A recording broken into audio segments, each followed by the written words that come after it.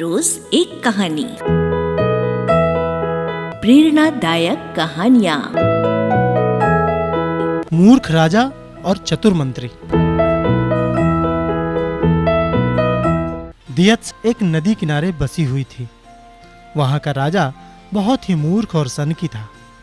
एक दिन राजा अपने मंत्री के साथ संध्या के समय नदी के किनारे टहल रहा था।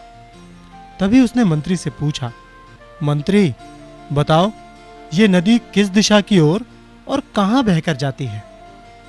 महाराज, ये पूर्व दिशा की ओर बहती है और पूर्व की ओर स्थित देशों में बहकर समुद्र में मिल जाती है। मंत्री ने उत्तर दिया। ये सुनकर राजा बोला, ये नदी हमारी है और इसका पानी भी हमारा है। क्या पूर्व में स्थित देश इस नदी के पानी का उपयोग करते हैं? जी महाराज, जब नदी उधर बहती है तो करते ही होंगे, मंत्री ने उत्तर दिया।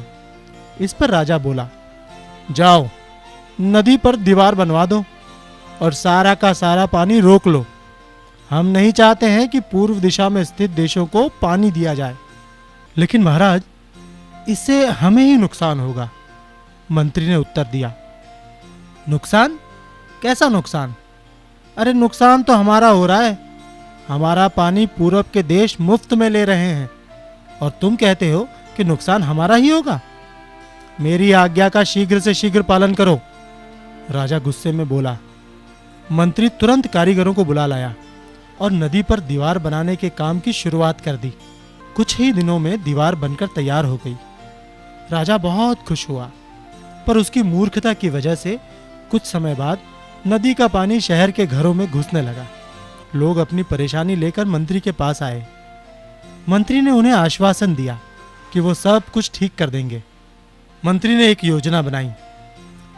महल में एक घंटा बजाने वाला आदमी रहता था। वो हर घंटे पर समय के अनुसार घंटा बजा देता था, जिससे सभी को समय का पता चल जाता था। मंत्री ने उस आदमी को आदेश दिया कि वो आज रात को जितना समय हो उसका 2 गुना घंटा बजाए। आदमी ने ऐसा ही किया।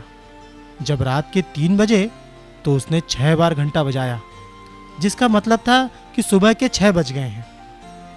घंटा बजते ही सभी लोग उठ गए। राजा भी उठ गया और बाहर आ गया। वहां पर मंत्री मौजूद था। राजा ने मंत्री से पूछा, मंत्री, अभी सुबह नहीं हुई है क्या? और सूरज अभी तक निकला क्यों नहीं है? मंत्री ने उत्तर दिया, महाराज, सुबह तो हो चुकी है, परंतु सूरज नहीं निकला है, क्योंकि सूरज पूरब की ओर से निकलता है।